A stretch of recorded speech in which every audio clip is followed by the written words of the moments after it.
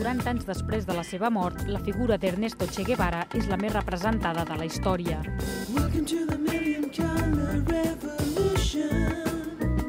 Aquesta foto ha passat de ser una icona a ser una imatge de marca, a mig camí de la cultura popular i de la cultura de protesta.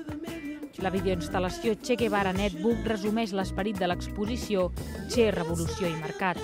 Yo he trabajado en la publicidad y también en el mundo editorial y de algún modo ves el potencial icónico de una imagen y el uso que puede tener. Y por otra parte también soy cubano. Crecí con la idea de que el Che era un héroe nacional, una persona con una vida totalmente épica que vivir ajeno por completo al mercado. Y aquí me enfrenté al hecho de trabajar en el mundo del mercado, ¿no? O sea, la pieza es una parodia de hasta qué punto cómo hubiera sido un mundo en que el Che hubiera sido una figura mediática totalmente insertada en el mercado, ¿no? Un top model de una agencia en que puede vender todo tipo de artículos, ¿no? Alberto Korda va fotografiar el Che el 5 de març del 1960 en un funeral pels més de 80 cubans que van morir en explotar un vaixell de càrrega francès al port de la capital. La cerimònia estava presidida per Fidel Castro. El Che va aparèixer pocs segons, però la fotografia va ser immortal.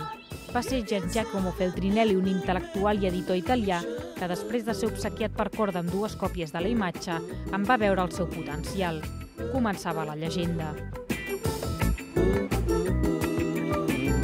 La imatge del Che es va convertir en un referent visual, una icona contemporània. Al principi va ser sinònim de revolució i de lluita contra l'imperialisme. Amb el temps es va convertir en una icona pop i encara avui es reinventa fins a la sacietat. Es lo mejor que pudo pasarle. Nadie venderá zapatillas con fotos de Pol Pot, ni con fotos de Stalin, ni de Khrushchev, ni de Hitler.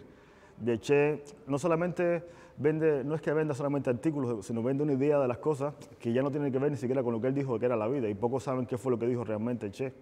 Se trata de que un icono tiene ese potencial, ¿no? Puede convertirse en una fórmula de venta de cualquier cosa, de actitudes o de productos, ¿no? Les 300 peces de l'exposició mostren la transformació que ha patit la mítica imatge del Che i que l'han convertit en un autèntic producte amb múltiples possibilitats.